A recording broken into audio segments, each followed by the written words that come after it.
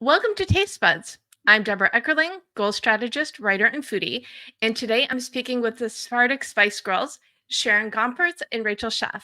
Welcome. So excited to chat with you. Thank you. We are So, excited also. so I have to ask, how did Sephardic Spice Girls come about? So we're both we both love entertaining. We both cook a lot. We both have people in our house, and everyone always asked us for recipes. And Rachel had the idea of starting to do Right. I ran community. Yeah, I ran into David Suissa, actually, the from the Jewish Journal, at an event, a Moroccan event.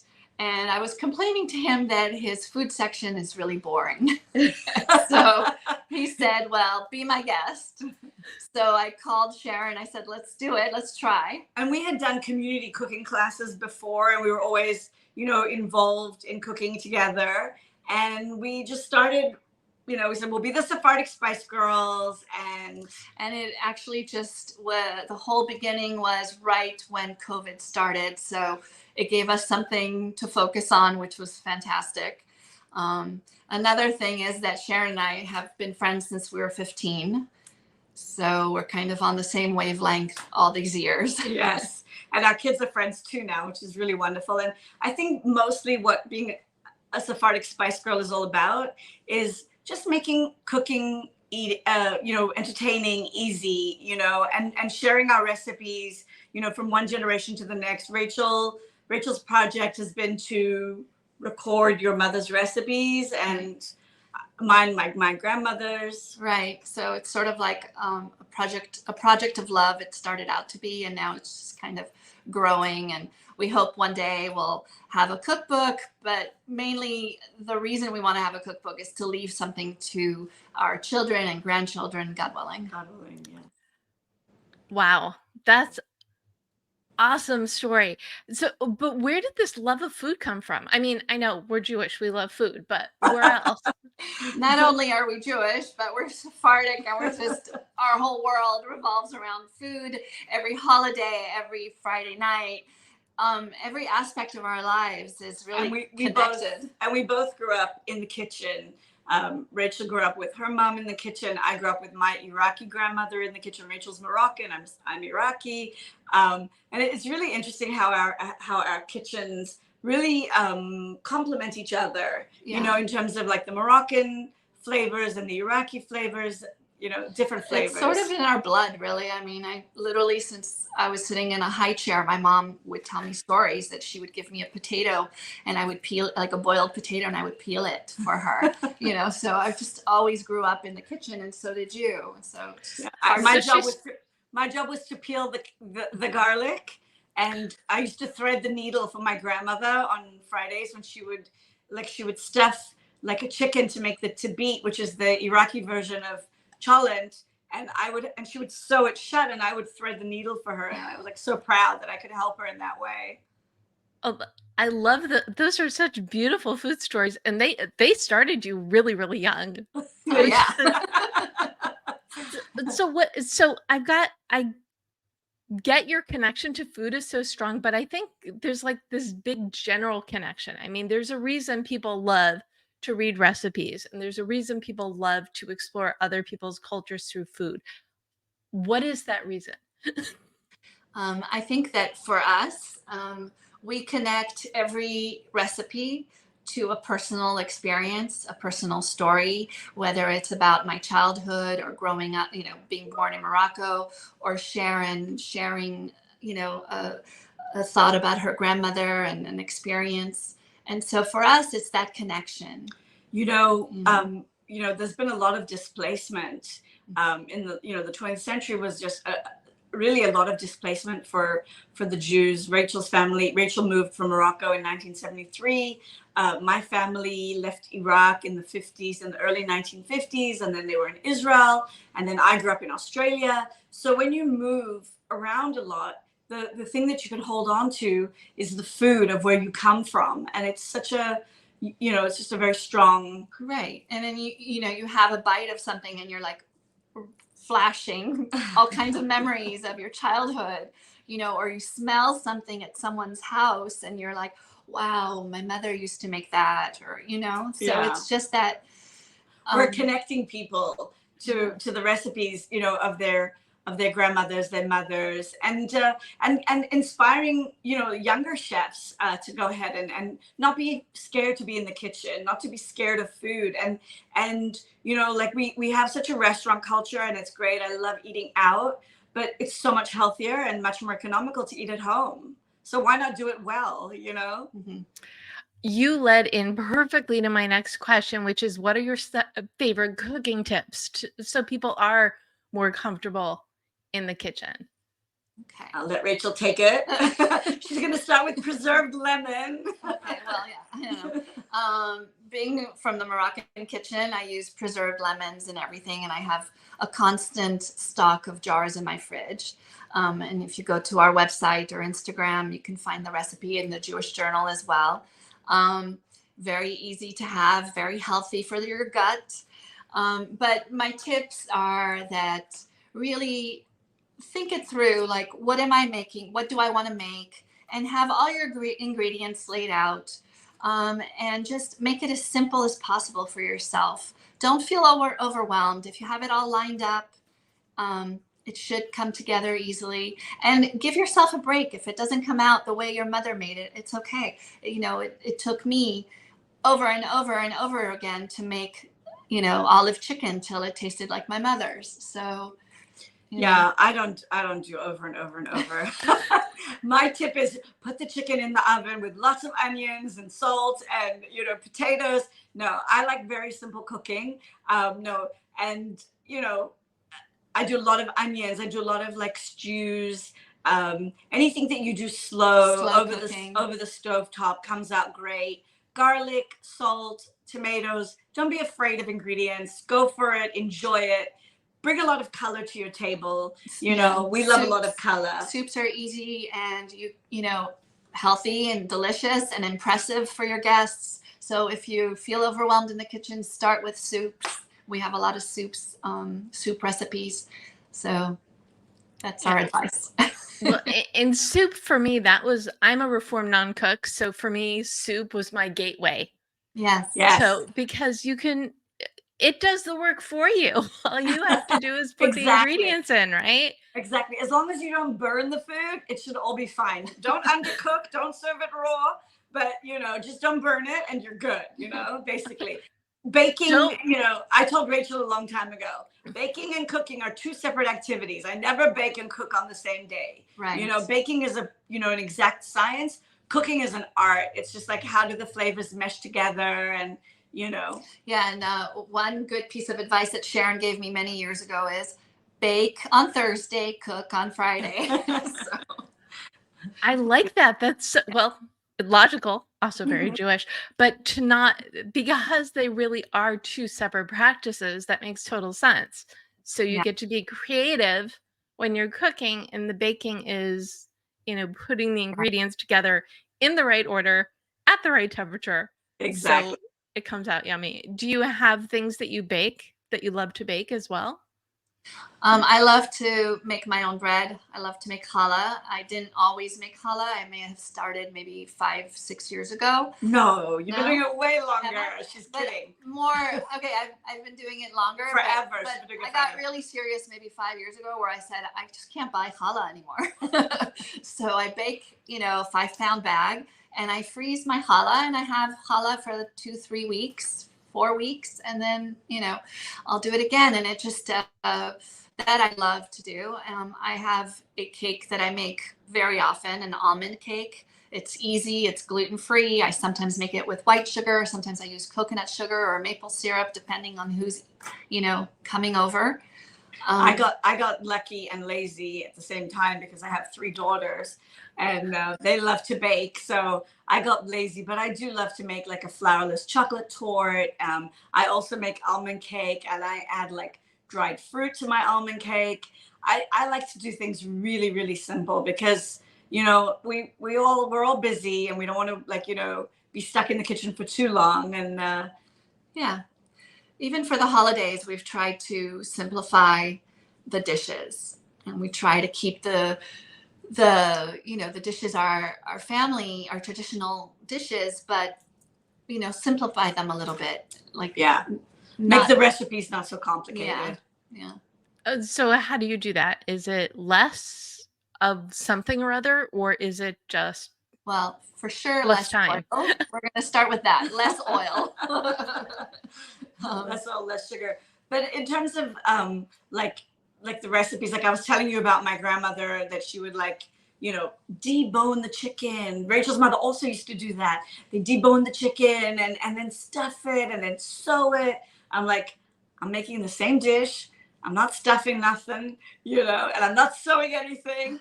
But the flavors, the most important part of it is the flavors, that the flavors are still there. And we use a lot of spices, and that helps the flavors for sure. I was going to ask, what are those go-to spices that are so prevalent for you? So I use a lot of paprika, a lot of turmeric. I use a lot of garlic and onion. Iraqi cooking involves a little bit of the warmer spices like cardamom and nutmeg and cinnamon.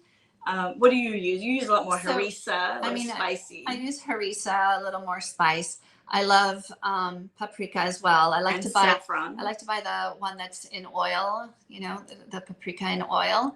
I use a lot of saffron, and I do use cumin. She doesn't like cumin, but I do. It depends on the dish. I've become a fan of turmeric, and of course a lot of garlic and onion. But in the past few years, I've become a fan, and I've learned how to use saffron, which is fantastic. Yeah. Well, I always like to share a recipe, and of course, in the article, we will link to all of your recipes at Jewish Journal and your website as well. But what is a fun recipe that you find really, I guess, indicative of your culture that you'd like to share? So for Sephardim, we do a lot of, I already mentioned that we do the stuffed. We recently made stuffed artichokes, and that combines the Moroccan and the Sephardic. And then our upgrade is to add a lot of onions, parsley, and potato starch to the ground meat, which makes it really light and fluffy, and you don't notice it in the meat.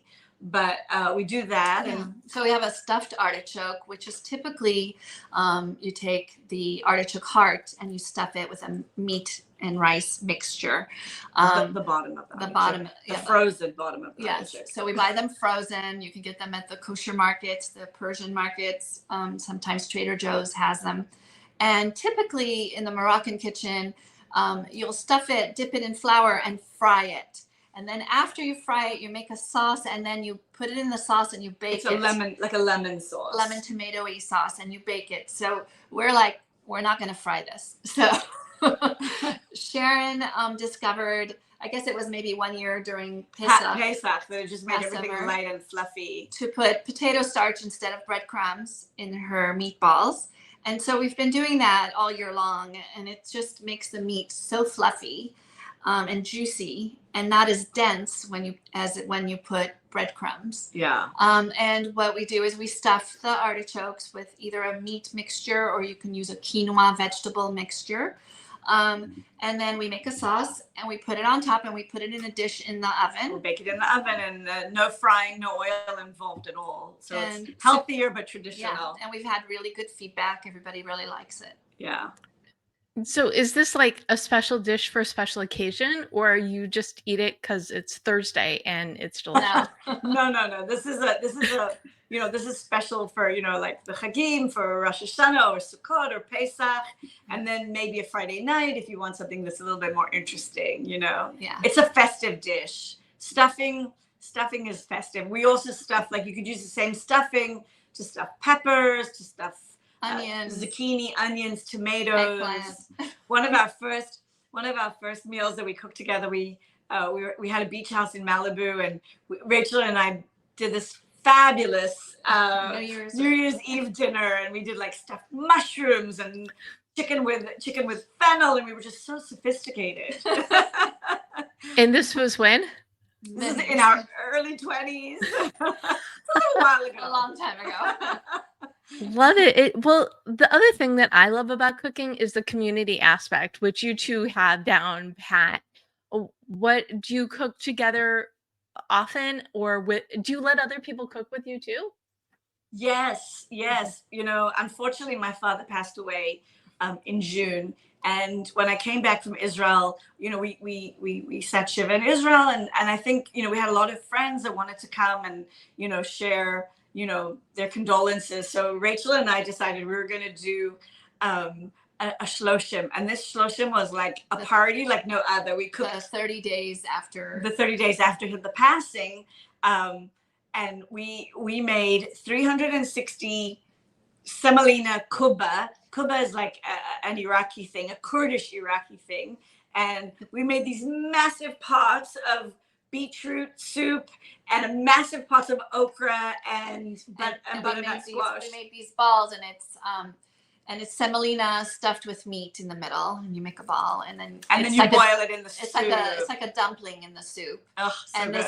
We decided it was going to be all Iraqi food that he loved, that my father loved. So we made date bowls, and we had our friends Yasmin and Esther come, and literally we sat there and we made 360 kebab. We made beef kebab. We made date and nut mamul, which are Syrian cookies.